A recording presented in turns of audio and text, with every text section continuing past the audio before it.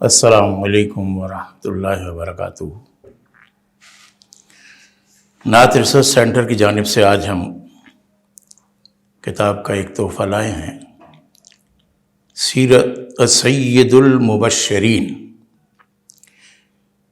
یہ کتاب سیرت النبی کے قرآنی استدلال پر مشتمل نعتیہ سانیٹس کا ایک مجموعہ ہے،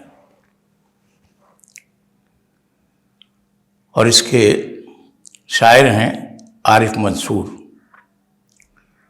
عارف منصور پہلے منصور ملتانی کے نام سے معروف تھے، پھر انہوں نے عارف منصور اپنا قلمی نام رکھا۔ اصل نام ان کا تھا تنویر عارف خان۔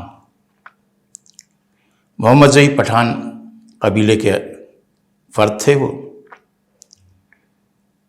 ان کا وقت زیادہ تر ملتان میں اور کراچی میں گزرا۔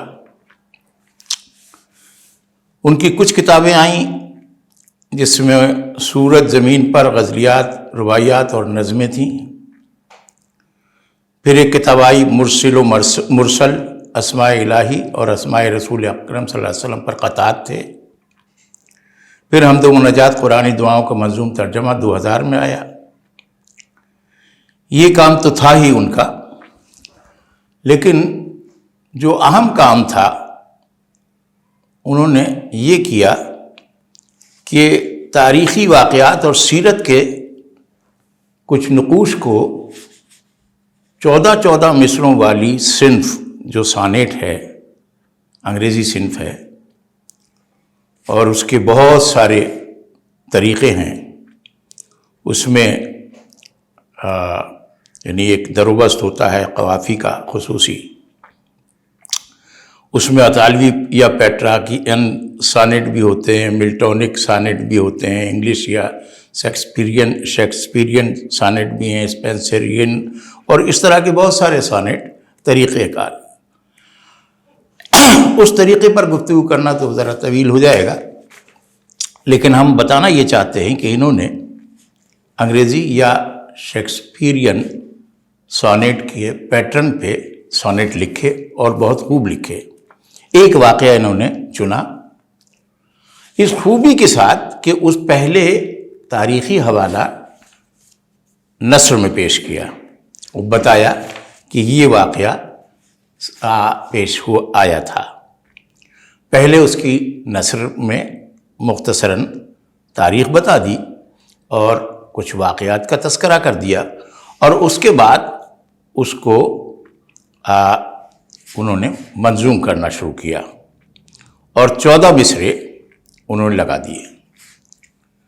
تو یہ بہت ہی اہم بات ہے کہ انہوں نے ایک مشکل صنف چنی۔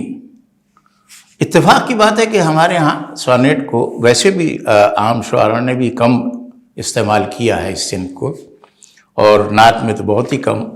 نعت کے حوالے سے سبیر رحمانی نے اوج کے نعت نمبر میں سانیٹ کے حوالے سے ایک مضمون بھی لکھا تھا، جس میں چند شعراء کے حوالے سے بتایا تھا کہ ان لوگوں نے سانیٹ کو نعت یا متن کے لیے استعمال کیا ہے۔ اس میں جیسا کہ میں نے عرض کیا، استدلال قرآن کے نام سے پہلے وہ بتاتے ہیں کہ یہ آیات قرآنی کون کون سی ہیں، اور ان آیات میں کن کن اصحاب کا ذکر آ گیا ہے، یعنی کن کن انبیاء کا ذکر آیا ہے، یا کس ماحول کے حوالے سے یہ بات ہو رہی ہے، اور اس کے بعد انہوں نے وہ منظوم کیا ہے۔ مثلاً آمد اسماعیل علیہ السلام کے حوالے سے انہوں نے پہلا باب اس طرح باندھا ہے، کہتے ہیں زمین پر ہر طرف غلبہ تھا جب نمرود و آزر کا، تو انبیاء ہی سب بتوں کو توڑنے آئے، خلیل اللہ جن پہ آگ بھی گلزار ہو جائے، انہی کے ذہن میں نقشہ بھی تھا اللہ کے گھر کا۔ ہوا پھر اچھا، اس میں آزر کا اور گھر کا، یہ آزر کا پہلا مصرع ہے اور گھر کا چوتھا مصرع ہے، تو یہ قافیہ آزر اور گھر پہلے اور چوتھے مصرے میں آیا ہے۔ بیچ کے دو مصرے جو ہیں وہ ہے سب بتوں کو توڑنے آئے، یہ قافیہ ہوا آئے، اور دوسرا مصرع ہے کہ جائے، گلزار ہو جائے. تو یہ آئے جائے دو مصرے ہم قافیہ ہیں، اور پہلا اور چوتھا مصرع ہم قافیہ ہے. یہ ایک پیٹرن ہے سانیٹ کا. پھر کہا پھر ہوا پھر حکم رب، اب اہل و اسماعیل کو چھوڑو، انہیں صحرا میں چھوڑ آئے، خدا کی بات یوں مانی، کھجوریں چند مشکیزے میں پانی اور ویرانی، ہوا جب ختم پانی پیاس نے تڑپایا بچے کو. اس میں بھی وہی التزام ہے، چھوڑو پہلا مصرع، بچے کو چوتھا مصرع، یوں مانی ویرانی بیچ کے دو مصرے. اس طریقے سے انہوں نے بات شروع کی ہے. آگے استدلال قرآن میں انہوں نے نیم البدل کے نام سے ایک لکھا ہے، اس میں سورۃ القریش اور سورہ نمل کے حوالے سے بات ہے. بنو جرہم نے، اب نیم البدل کیا کہتے ہیں، بنو جرہم نے غائب کر دیا تھا چاہے زمزم کو، تھی عبد المطلب پر فرض پانی کی فراوانی، کہاں ہے چاہے زمزم ان کو رہتی تھی پریشانی، ندا آئی جہاں میں چونٹیاں خوں ہے زمیں کھودو. اب یہ نیم البدل کا پہلا بند ہے. یعنی 14 مصرے ہیں، میں سارے نہیں پڑھ رہا اور یہ ممکن بھی نہیں ہوتا. استدلال قرآنی سورہ فیل، یہ واقعہ عام فیل تھا، حضور اکرم صلی اللہ علیہ وسلم کی پیدائش سے چند ماہ کا پہلے کا تھا، عام الفیل. کلیسا ابرہا کا جب جلا وہ تیش میں بولا، ہے مکہ پر چڑھائی کرنا میرا مقصد ہستی، میں کعبے کو مٹا دوں گا وہ بستی، قریب مکہ پکڑے اونٹ اس کی فوج نے جا کے بیجا.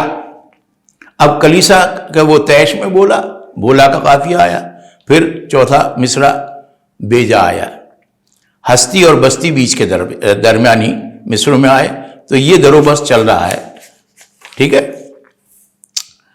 میلاد النبی کے حوالے سے وہ کہتے ہیں، پہلے استدلال قرآن میں انہوں نے تفصیل دی ہے کہ کہاں اس کے حوالے ہیں، اور پھر آگے کہتے ہیں کہ بالآخر صدیوں بعد آئی گھڑی جس کے لیے آ کر زمین نے غیر ذی زرع پہ اسماعیل ٹھہرے تھے، زمین والو مبارک ہو ملائک آ کے کہتے تھے، عجب ایک نور سا پھیلا تھا بی بی آمنہ کے گھر.